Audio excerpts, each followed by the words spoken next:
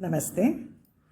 हिंदी दिवस के अवसर पर आप सबको मेरा शुभकामनाएं। आप सभी को मालूम है हम हिंदी दिवस क्यों मनाते हैं। जैसे हमारी मातृभाषा मलयालम हमें मलयाली होने का एहसास दिलाता है, वैसे राष्ट्रभाषा हमारी पहचान है, हमारे भारतीय होने का पहचान है। जैसे चीन, जर्मनी, जापान आदि देशों के लोग जहाँ भी जाओ दुनिया में वो अपनी भाषा इस्तेमाल करते हैं। अभी कुछ सालों से आपने भी देखा होगा कि हमारी राष्ट्रभाषा हिंदी का भी बहुत महत्व दुनिया में आया है। सो हमें गर्व होना चाहिए अपनी राष्ट्रभाषा पर और ज़रूर सीखना चाहिए। यही मेरी संदेश है आप सबके लिए। धन्यवाद। नमस्ते बच्चों, रमा मिस की तरफ से और मेरी तरफ से आप सबको हिंदी दिवस की शुभकामनाएं। हिंदी दिवस मनाया जा रहा है आज। आप सब तो जानते होंगे कि हिंदी हमारी राष्ट्रभाषा है। हम सबको हिंदी में लिखना, पढ़ना और बोलना आना चाहिए। ये हमारे लिए ज़रूरी है, क्योंकि जब हम बाहर जाते हैं या विदेश जाते हैं तो हम ये नहीं कहते कि हम केरल से हैं, लेकिन हम कहते हैं कि हम भारत से हैं या हम हिंदुस्तान से हैं। अगर आप भारत और हिंदुस्तान के हो तो आपको भारत की राष्ट्रभाषा आना ज़रूरी है। हिंदी हमारी राष्ट्रभाषा है और इसको बोलने के लिए, लिखने के लिए और पढ़ने के लिए हमको बहुत ही गर्व होना चाहिए। आप सबने सुना होगा और देखा होगा कि अगर आपको कहीं और जाना है पढ़ने के लिए, जैसे कि अगर आपको जर्मनी जाना है पढ़ने के लिए तो आपको जर्मन आना ज़रूरी है। अगर आपको फ्रांस जाना है पढ़ने के लिए तो आपको फ्रेंच आना ज़रूरी है। इसी तरह आप भारत में पढ़ रहे हैं, आप हिंदुस्तान में पढ़ रहे हैं तो आपको हिंदी लिखना, बोलना और पढ़ना आना बहुत ही ज़रूरी है। जैसे कि हमारे लिए हमारी मातृभाषा बहुत ज़रूरी है और हम अपने आप को हमारी मातृभाषा में बहुत अच्छी तरह से एक्सप्रेस कर सकते हैं, उसी तरह से हमारे लिए हमारी राष्ट्रभाषा का आना बहुत ज़रूरी है। क्योंकि हमारे राष्ट्र का इतिहास जब हम अपनी राष्ट्रभाषा में सुनते हैं तो उसका मज़ा ही कुछ और होता है। हमारे देश की सारी पाठशालाओं में हिंदी सिखाया जाता है, इसीलिए क्योंकि हिंदी हमारी राष्ट्रभाषा है। अगर आप सिविल सर्विसेज में जाना चाहते हैं, अगर आप एडमिनिस्ट्रेशन सर्विसेज में जाना चाहते हैं तो वहाँ जाने के लिए ये बहुत ज़रूरी है कि आपको हिंदी लिखना, बोलना और पढ़ना आए। हिंदी बोलने में आपको गर्व होना चाहिए और आपको गर्व से कहना चाहिए कि आप एक हिंदुस्तानी हैं। बहुत बहुत शुक्रिया। हिंदी दिवस की सब बच्चों को सारी शुभकामनाएँ। बस ये कहते हुए मैं अपने संदेश को समाप्त करती हूँ। नमस्ते। हिंदी दिवस के इस पवित्र अवसर पर आप सबको हार्दिक शुभकामनाएं। भारत की बिंदी है हिंदी, इसकी आन है हिंदी, भारत की शान है हिंदी, भारत की पहचान है हिंदी। आओ इसे अपनाएं हम, भारत की आन मान शान को बढ़ाए हम। धन्यवाद। गुरु गोविंद दोनों खड़े खाके लागू पाए, बलिहारी गुरु आपने गोविंद दियो बताए। कबीराते नर अंध है जो गुरु को कहते और, हरि रूठे गुरु ठौर है, गुरु रूठे नहीं ठौर। नमस्ते, मैं पूजा मनोज 8वीं कक्षा में पढ़ती हूँ। आज मैं मुंशी प्रेमचंद द्वारा लिखित महाकाव्यात्मक लेख गोदान के बारे में कुछ बताने जा रही हूँ। पहले हम मुंशी प्रेमचंद के बारे में कुछ जानते हैं। मुंशी प्रेमचंद का जन्म 13 जुलाई 1880 में वाराणसी जिले में हुआ था। प्रेमचंद का वास्तविक नाम श्री धनपत राय श्रीवास्तव है। उन्होंने प्रेमाश्रम, रंगभूमि, निर्मला, गोदान आदि लगभग 1.5 दर्जन उपन्यासों लिखा है। लंबी बीमारी के बाद 8 अक्टूबर 1936 में को उनका निधन हुआ। गोदान प्रेमचंद का अंतिम और सबसे महत्वपूर्ण महाकाव्य माना जाता है। इसका प्रकाशन 1936 में हिंदी ग्रंथ रत्नाकर कार्यालय बॉम्बे द्वारा किया गया था। गोदान कृषि, संस्कृति और ग्रामीण जीवन का महाकाव्य है। गोदान के नायक और नायिका होरी और दनिया के परिवार के रूप में हम भारत की एक विशेष संस्कृति को सजीव और साकार पाते हैं, जो ऐसी संस्कृति जो अब समाप्त हो रही है या हो जाने को है, फिर भी भारत की मिट्टी की सौदी सुबास भरी है। प्रेमचंद ने इसे अमर बना दिया। गोदान में समांतर रूप में चलने वाले दोनों कथाएं हैं, एक ग्राम्य कथा और दूसरी नागरिक कथा। ये दोनों कथाओं में परस्पर संबद्धता तथा संतुलन पाया जाता है। ये दोनों कथाएं इस महाकाव्य की दुर्बलता नहीं वरन सशक्त विशेषता है।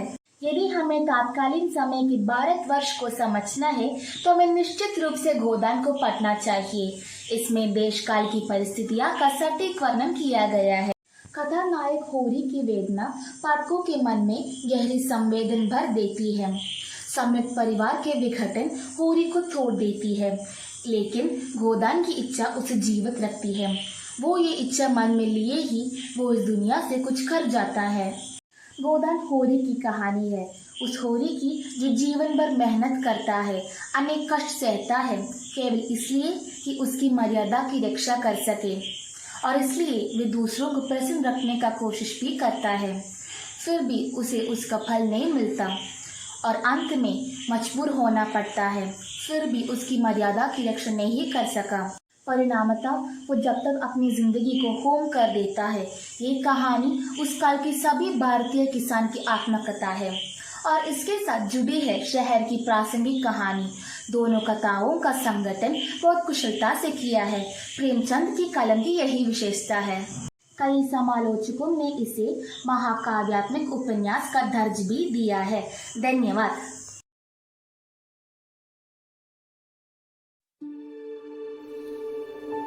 नमस्ते। हिंदी दिवस के इस अवसर पर मैं प्रेमचंद द्वारा लिखित ईदगाह नामक लघु कथा की संक्षिप्त विवरण देना चाहती हूँ। तो कहानी के बारे में। ईदगाह। हामिद 4-5 साल का एक दुबला पतला लड़का था। वह अपनी दादी अमीना के साथ रहता था। उसके माता पिता की मृत्यु हो गई थी। एक बार ईदगाह के दिन मेला था। हामिद के सभी दोस्त बहुत से पैसे लेकर मेला देखने गए, लेकिन हामिद के पास केवल 3 पैसे थे, जिससे वह अपनी दादी के लिए चिमटा खरीद लिया।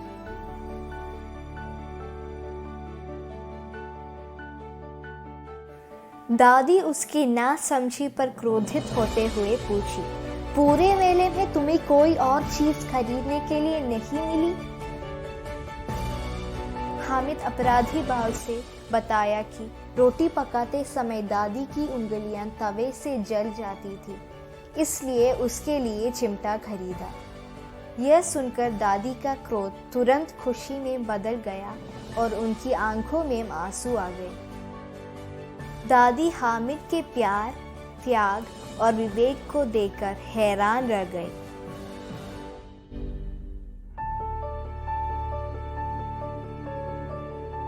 हामिद भले ही छोटा लड़का है, लेकिन हमें उससे बहुत कुछ सीखना है। सभी को हिंदी दिवस की बधाइयाँ। धन्यवाद।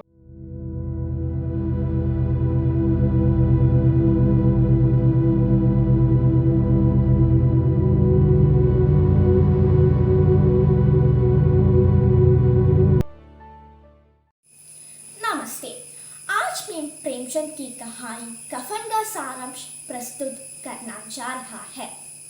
इस कहानी के 3 पात्र कीसु पिता, माधव पुत्र तथा बुधिया इनकी पत्नी थी।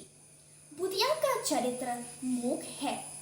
पूरी कहानी गीसु व माधव के इर्द गिर्द घूमती है।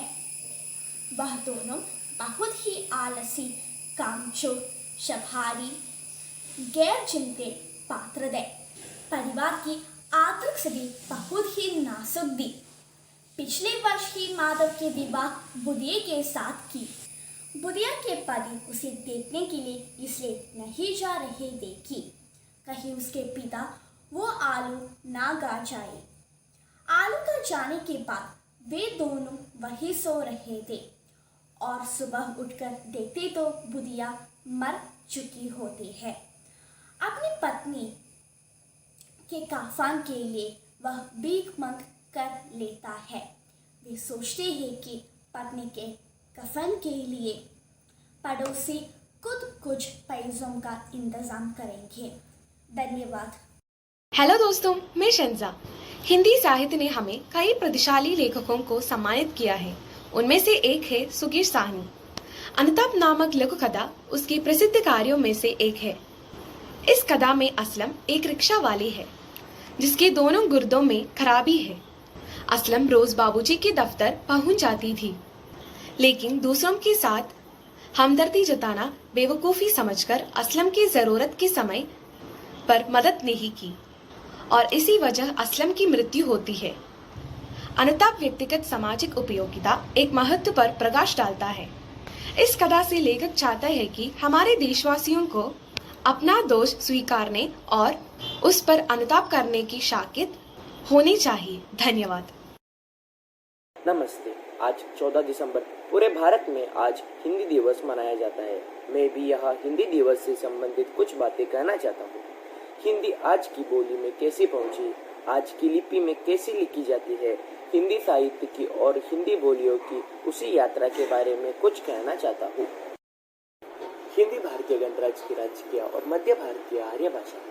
सन 2001 की जनगणना के अनुसार लगभग 25.79 करोड़ भारतीय हिंदी का उपयोग मातृभाषा के रूप में करते हैं, जबकि लगभग 42.20 करोड़ लोग इसकी 50 से अधिक बोलियों में से एक इस्तेमाल करते हैं। हिंदी क्षेत्र में अंतर्गत 9 राज्य उत्तर प्रदेश, उत्तराखंड, बिहार, झारखंड, मध्य प्रदेश, छत्तीसगढ़, राजस्थान, हरियाणा व हिमाचल प्रदेश तथा एक केंद्र शासित प्रदेश राष्ट्रीय राजधानी दिल्ली आते हैं। इस क्षेत्र में भारत की कुल जनसंख्या के 43% लोग रहते हैं। मोटे तौर पर हिंद भारत की किसी भाषा को हिंदी कहा जा सकता है। अंग्रेजी शासन के पूर्व इसका प्रयोग इसी अर्थ में किया जाता है। हिंदी के मुख्य 2 भेद है, पश्चिमी हिंदी तथा पूर्वी हिंदी। पश्चिमी हिंदी का विकास शौर सैन्य अपभ्रंश से हुआ है। इसके अंतर्गत 5 बोलियां हैं: खड़ी बोली, हरियाणवी, ब्रज, कन्नौजी और बुंदेली। खड़ी बोली अपने मूल रूप में मरेठ, रामपुर, मुरादाबाद आदि जगहों के आसपास बोली जाती है। इसी के आधार पर आधुनिक हिंदी और उर्दू का रूप खड़ा हुआ। बांगरू को जाटू या हरियाणवी भी कहते हैं। कुछ विद्वानों के अनुसार बांगरू खड़ी बोली का ही एक रूप है जिसमें पंजाबी और राजस्थानी का मिश्रण है। हिंदी साहित्य के मध्य युग में ब्रज भाषा में उच्च कोटि के काव्य रचे गए, इसीलिए इसे बोली न कहकर आदरपूर्वक भाषा कहा जाता है। पूर्वी हिंदी की 3 शाखाएं हैं: अवधी, बघेली और छत्तीसगढ़ी। अवधी अर्धमागधी के प्राकृत की परंपरा में है। इसके 2 भेद हैं: पूर्वी अवधी और पश्चिमी अवधी। बघेली बघेलखंड में प्रचलित है। ये अवधी का ही एक दक्षिणी रूप है। छत्तीसगढ़ी में कोई प्राचीन साहित्य नहीं मिलता, पर वर्तमान काल में कुछ लोक साहित्य रचे गए हैं। हिंदी प्रदेश की 3 उपभाषाएं और है: बिहारी, राजस्थानी और पहाड़ी हिंदी। बिहारी की 3 शाखाएं हैं: भोजपुरी, मगही और मैथिली। बिहार के कस्बे भोजपुर के नाम पर भोजपुरी बोली का नामकरण हुआ, पर भोजपुरी का प्रसार बिहार से अधिक उत्तर प्रदेश में है। राजस्थानी का प्रसार पंजाब के दक्षिण में है। पहाड़ी उपभाषा राजस्थानी से मिलती जुलती है। इसका प्रसार हिंदी प्रदेश के उत्तर हिमालय के दक्षिण भाग में नेपाल से शिमला तक है। इस तरह हम कह सकते हैं कि हिंदी बोली का साहित्य बहुत ही विस्तृत है, जो कुछ पलों में बोल सकना मुश्किल है। मैं इस विश्वास से अपना भाषण अंत करती हूँ कि आपको समझ आ गया होगा कैसे हिंदी यहाँ तक पहुँची। धन्यवाद। मेरा नाम विस्मया है। मैं कक्षा 9 की छात्र हूँ। आज मैं यहाँ पे महादेवी वर्मा और उनकी प्रसिद्ध कहानी सोना हिरनी के बारे में बोलने जा रही हूँ। महादेवी वर्मा का जन्म 26 मार्च 1907 में हुआ था। महादेवी वर्मा प्रसिद्ध कवित्रियों में से एक थी। हिंदी साहित्य में छायावादी युग के प्रमुख 4 स्तंभों में से एक मानी जाती थी। उन्हें आधुनिक मीरा भी कहा जाता था। कवि निराला ने उन्हें हिंदी के विशाल मंदिर की सरस्वती कहा गया था। उनके परिवार में 200 वर्ष या 7 पीढ़ी के बाद एक पुत्री पैदा हुई थी और वह महादेवी वर्मा थी। उनकी मृत्यु 11 सितंबर 1987 में हुआ था। सोना हिरनी। महादेवी वर्मा को एक दिन अपने परिचय डॉक्टर के पौत्री सुस्मिता से एक पत्र मिला था। उस पत्र में सुस्मिता ने लेखिका से पूछा था अगर वह एक हिरण के बच्चे को पाल सकती हैं। तभी लेखिका को सोना की याद आई। सोना एक हिरण थी। उसकी मृत्यु के बाद लेखिका ने निश्चय कर लिया था कि अब वो कभी भी एक हिरण को नहीं पालेगी, परंतु उस निश्चय को तोड़ने के अलावा उस प्राणी की रक्षा संभव नहीं थी। सोना भी कुछ इसी तरह लेखिका के पास आई थी। एक दिन वन के अंदर मृग का समूह आराम कर रहा था। तभी एक हिरनी ने एक बच्चे को जन्म दिया और वो सोना थी। तभी अचानक एक शिकारियों ने आके वहाँ पे हमला कर दिया और मृग का समूह वहाँ से भाग गया, परंतु सोना और सोना की माँ वहाँ से भाग नहीं पाए थे और शिकारियों ने सोना की माँ को मार दिया और सोना और उसकी माँ को वहाँ से लेके चले गए थे। उनके परिवार में एक दयालु महिला ने उन्हें सोना को पानी और दूध मिलाकर पिलाया और 3-4 दिन तक वहाँ रखा। तभी वहाँ की एक बालिका को याद आया, लेखिका की याद आई और फिर सोना लेखिका को दे दिया। लेखिका ने सोना को स्वीकार करा और उसके बाद सोना उनके साथ रहती थी। ऐसे 1 वर्ष बीत गया और सोना एक हिरण के बच्चे से एक हिरनी बन चुकी थी और थोड़े दिन बाद गर्मी की छुट्टियां आ गई और लेखिका को बद्रीनाथ जाना था। वो बद्रीनाथ जाने के लिए उन्होंने अपने साथ एक कुतिया को लेके गए थे और उसका नाम फ्लोरा था। क्योंकि फ्लोरा उनके बिना नहीं रह सकती थी। 2 महीने बाद जब वो वापस आई तो उन्होंने सबसे पहले सोना को ढूंढा, परंतु वो कहीं पे भी नहीं था। तो उन्होंने एक सेवक से पूछा कि सोना कहाँ पे है। तो एक सेवक ने बताया कि लेखिका के जाने के बाद और छात्रावास बंद होने के कारण सोना बहुत अकेली हो चुकी थी। लेखिका को ढूंढते ढूंढते वह सोना कंपाउंड के बाहर चली जाती थी। तो सेवक ने फिर उसके बाद उसे सोना को रस्सियों से वहाँ पे बांध कर रखा था ताकि वह कंपाउंड से बाहर न जाए। एक दिन उसने जोर से उछलने के कारण वो नीचे मुंह के बल गिर गई और उसने अपनी अंतिम सांस ले ली थी। उसके बाद सोना की मृत्यु हो चुकी थी। उसके बाद लेखिका ने फिर किसी भी हिरण को नहीं पाला था, परंतु अब उन्हें पालना पड़ रहा है। धन्यवाद। नमस्ते, मेरा नाम है अनश्वरा और आज मैं आपके सामने हिंदी की एक स्थानीय बोली सधुक्कड़ी भाषा के बारे में कुछ कहना चाहती हूँ। सधुक्कड़ी भाषा मध्ययुगीन उत्तर भारत की एक लोकप्रिय भाषा हुआ करती थी। ये हिंदी, खड़ी बोली, हरियाणवी, अवधी, ब्रजभाषा, मारवाड़ी, भोजपुरी और पंजाबी के मिश्रण से बनी है, तो इसलिए इसे आमतौर पर पंचमेल खिचड़ी भी कहा जाता है। सधुक्कड़ी शब्द रामचंद्र शुक्ल द्वारा गाड़ा गया था।